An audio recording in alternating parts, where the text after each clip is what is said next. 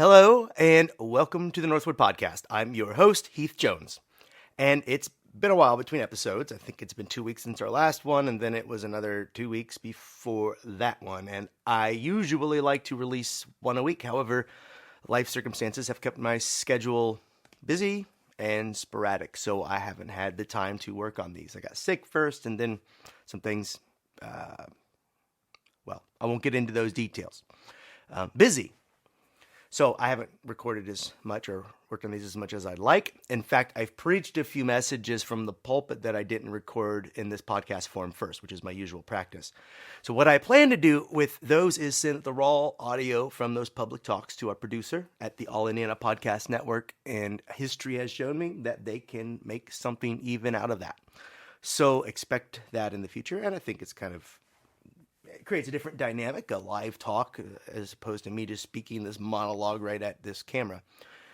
Speaking, though, of the All Indiana Podcast Network, I'd like to let you know about them if you have not heard that they publish podcasts made and recorded here in Indiana and often about topics related to our state, though not necessarily.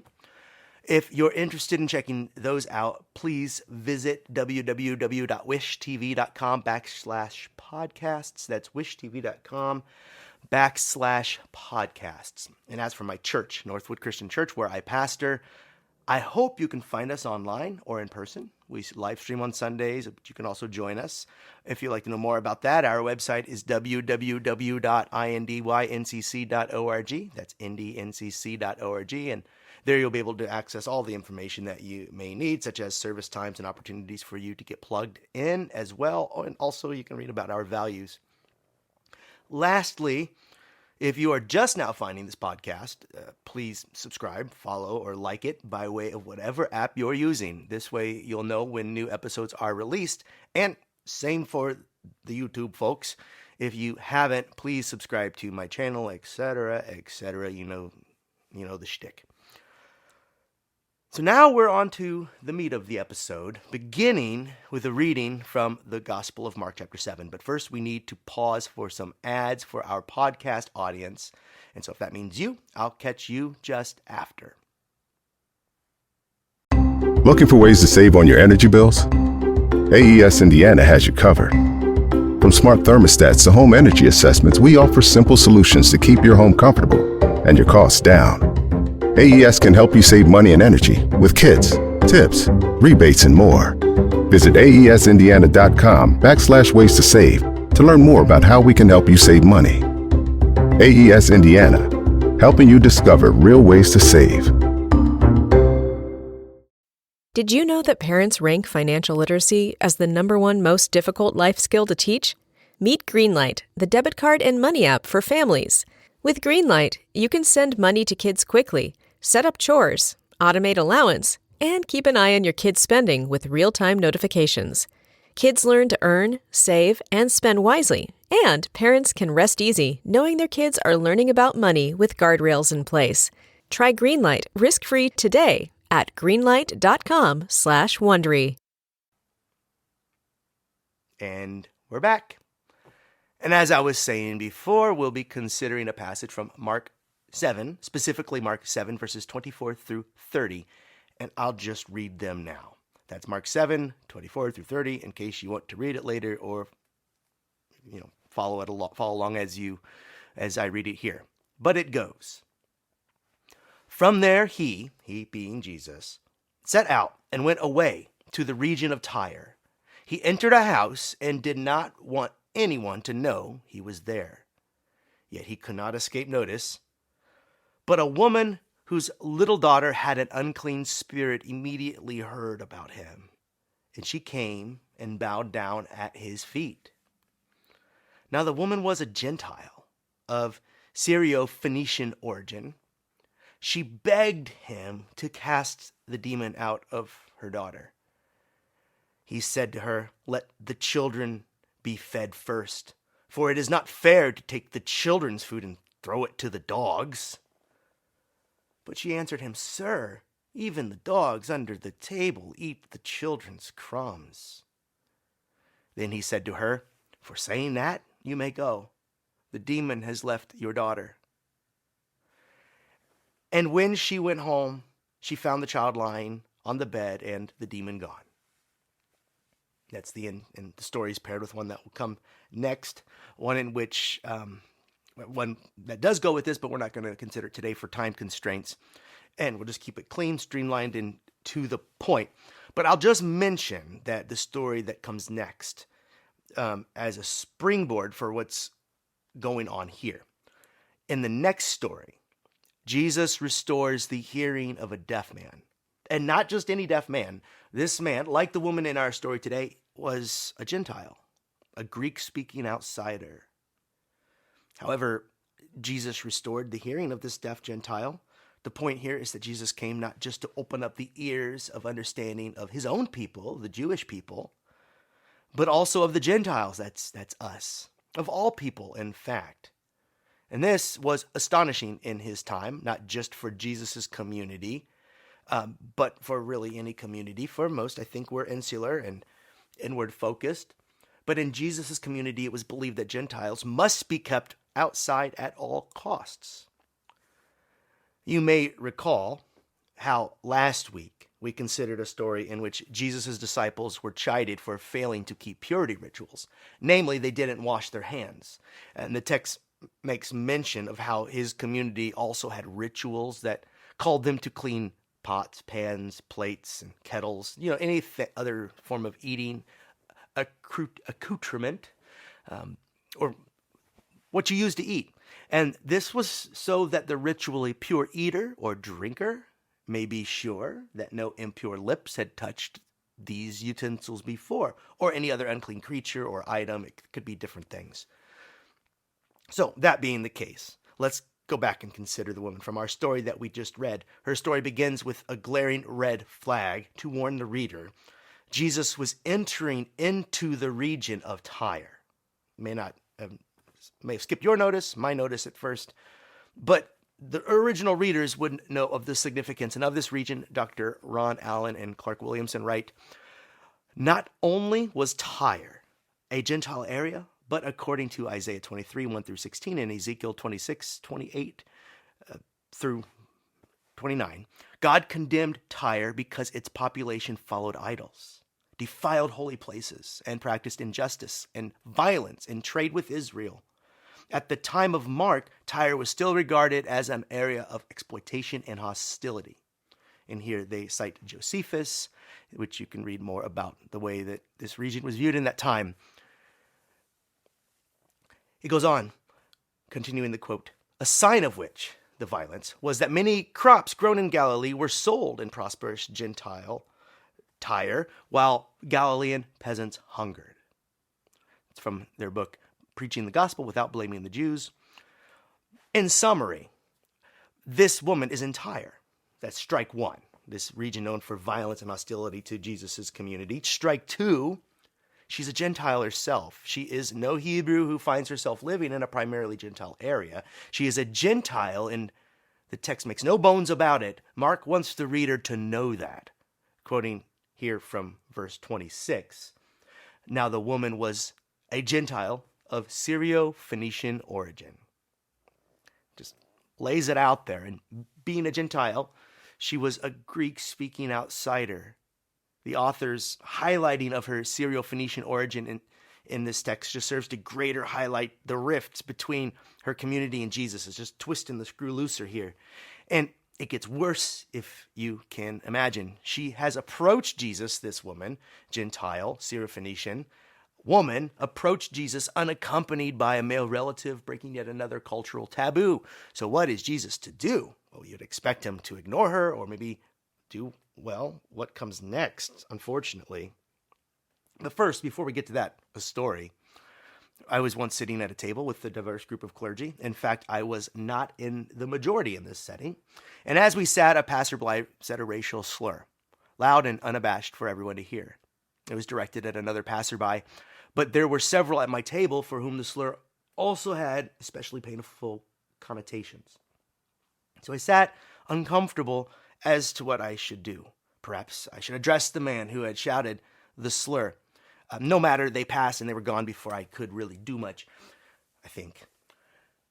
Our motives are always unclear, but Either way, I turned to the man sitting next to me and I muttered, I'm sorry, or something like that. And he said, at least we know where that man stands. Also, he wanted to explain that he had heard that word before many times. It merely reflected the schisms between different people groups that already exist before we're privy to that conversation. So now back to our story and to our question, what is Jesus to do? And what he does is hardly better than what I just described. It's very troubling. After she begs for an exorcism for her daughter, and we won't get into exorcisms and demons, and think healing here. Made whole is the point. And Jesus answers her plea for healing in the following way. Verse 27, he said to her, "Let the children be fed first, for it is not fair to take children's food and throw it to the dogs." There are several things to notice here. If you're scratching your head, it really is quite plain what's going on. If Jesus' words come across as harsh, rude, even mean, it's for a reason. They are. By let the children be fed first, he means the children of Israel. In other words, Jesus is voicing an age-old, all too common prejudice. He's saying, I'll take care of me and my own people first. I came for my own kin. So Jesus is saying that it wouldn't be right to share his blessings, his healing powers with the likes of her. It's what he's saying. And here we arrive at the last and most brutal detail. Jesus finishes the line with these words, "It is not fair to take the children's food," signifying a parental relationship, a loving, nurturing relationship.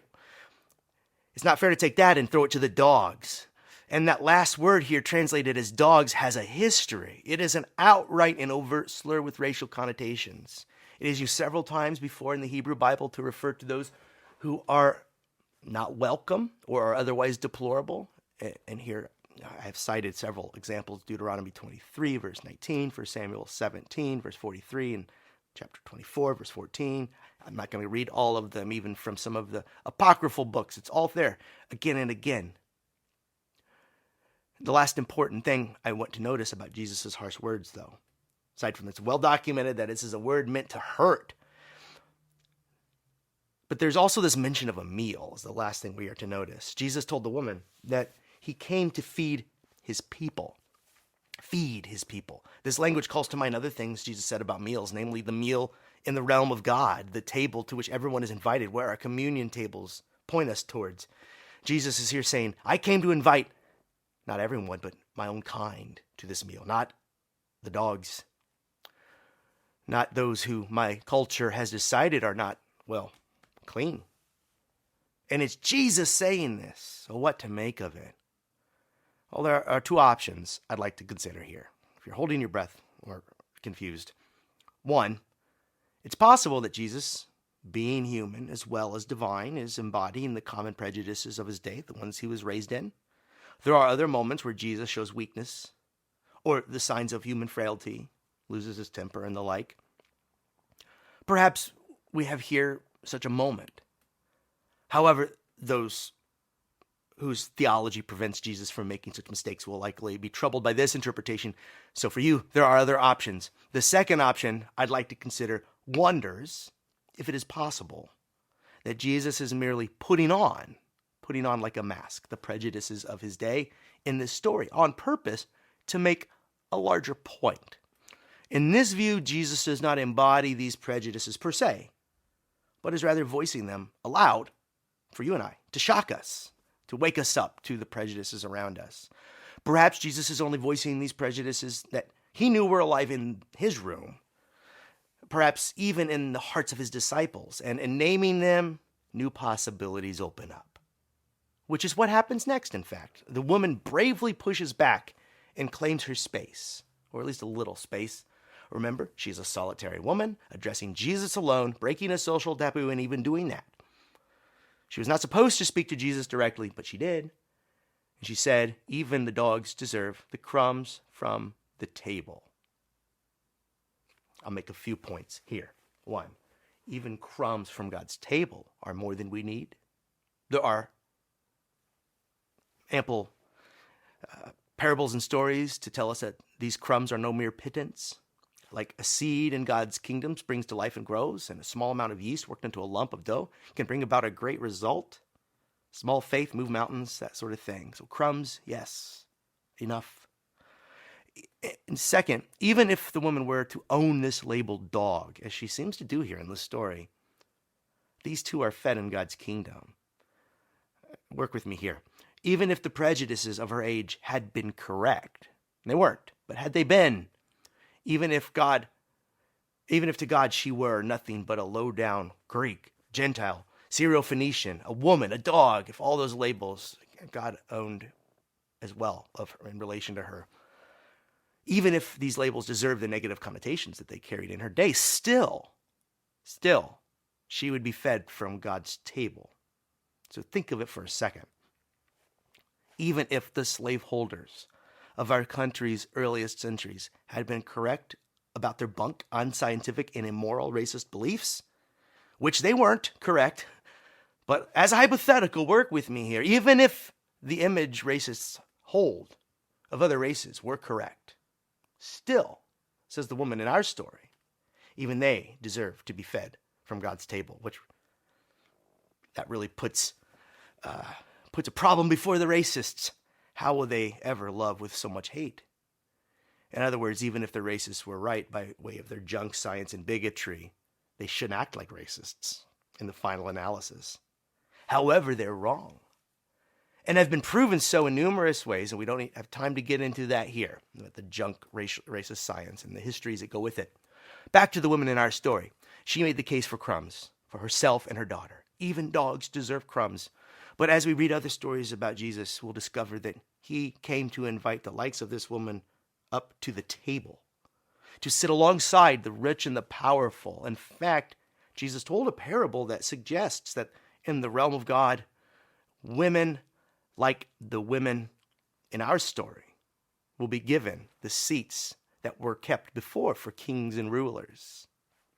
Jesus says, when you set a table for a party, put the least and the last in the places of honor.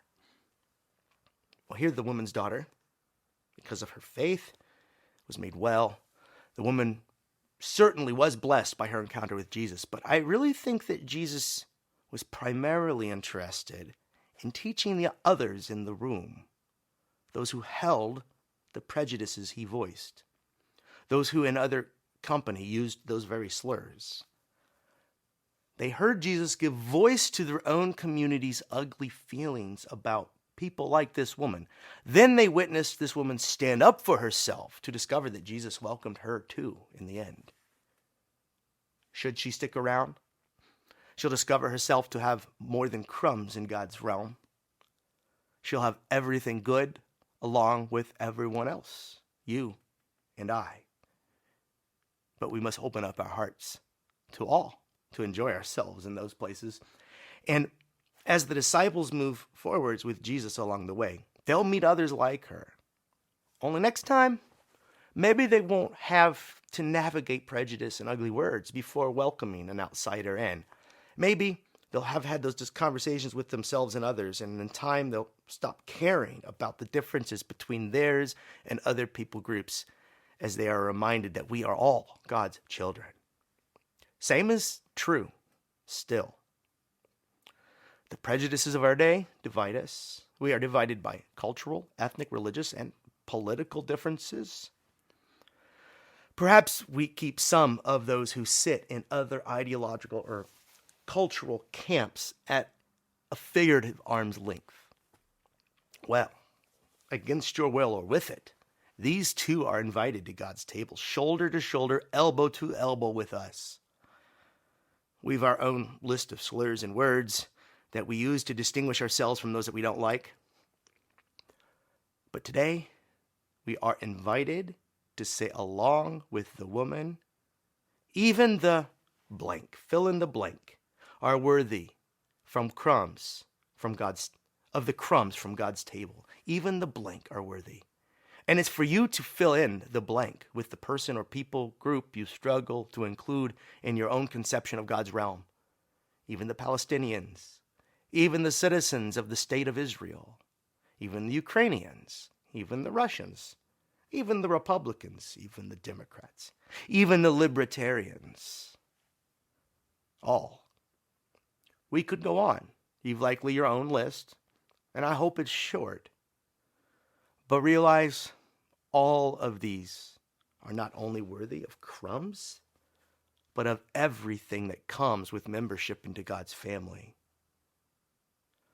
What we need most these days is a long overdue family reunion with this human race. We cannot control the situation at large, but we can impact our own communities.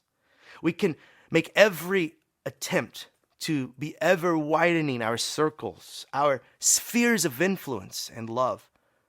And when we find prejudices in our own hearts, we can repent where we stand, or in time weed out what poisons us.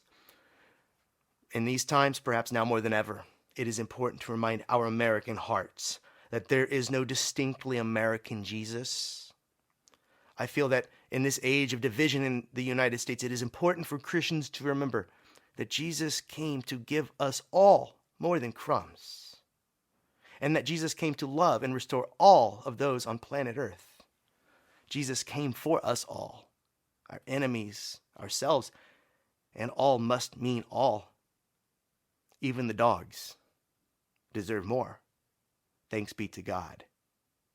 And the dogs are precious in God's eyes. This has been the Northwood Podcast. If you like what we're doing here, please subscribe to the podcast by way of whatever app you use to listen, or leave a comment. These points of engagement drive more traffic our way. Or check out our website, www.indyncc.org. And also check out the other podcasts produced by the All Indiana Podcast Network. Until next time, this has been the Northwood Podcast. I am Heath Jones. Peace.